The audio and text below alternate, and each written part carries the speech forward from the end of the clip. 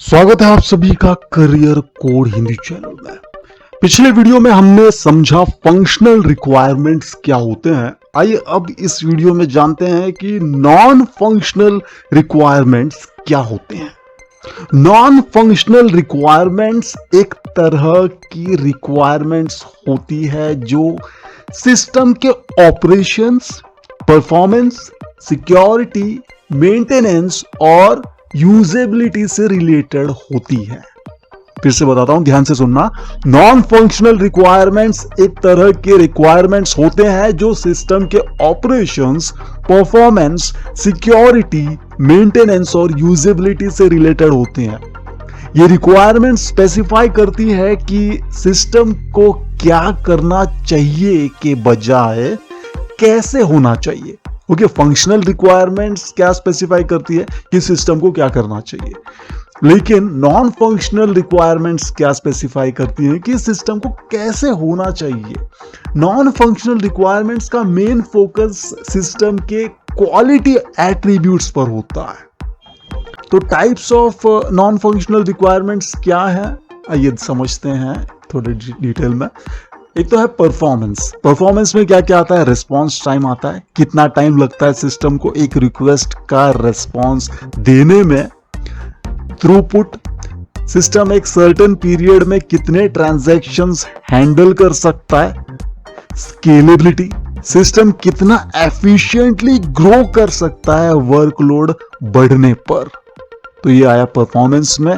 फिर रिलायबिलिटी, इसमें आता है अवेलेबिलिटी, सिस्टम कितना टाइम अवेलेबल रहता है यूज के लिए।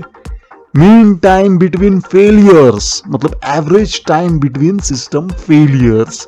मीन टाइम टू रिपेयर, मतलब average time to repair the system after a failure. फिर सिक्योरिटी, जिसमें आता है कॉन्फिडेंशियलिटी, डेटा अनऑथोराइज्ड एक्सेस से प्रोटेक्टेड रहे। इंटीग्रिटी, डेटा एक्यूरेट और कंसिस्टेंट रहे अनऑथोराइज्ड मॉडिफिकेशंस के बिना।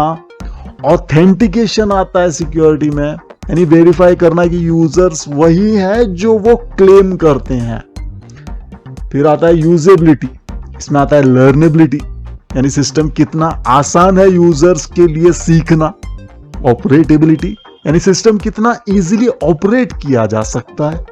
एक्सेसिबिलिटी, सिस्टम कितना एक्सेसिबल है यूजर्स के लिए इंक्लूडिंग दोज विथ डिसेबिलिटीज या डिफरेंटली एबल्ड। पांचवा है मेंटेनेबिलिटी, इसमें आता है मॉड्यूलैरिटी, सिस्टम कंपोनेंट्स कितने इजीली रिप्लेस या अपग्रेड किए जा सकते हैं।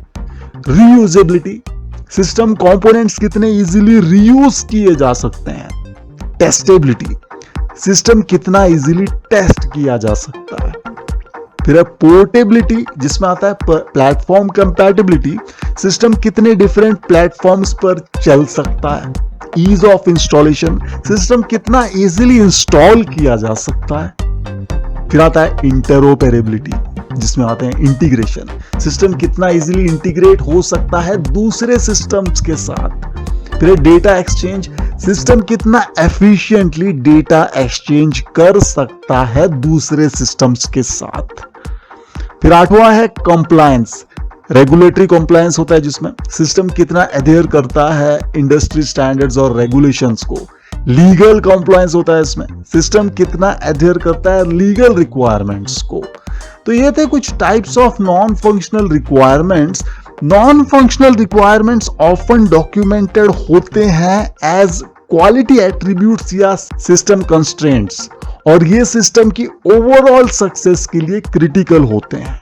तो उम्मीद है आपको समझ में आया नॉन फंक्शनल रिक्वायरमेंट्स क्या होते हैं। कोई भी क्वेरी है आपके मन में तो कमेंट सेक्शन में बेझिझक लिख दीजिए और बताइए कि इस टॉपिक पर आपको और वीडियोस चाहिए या नहीं।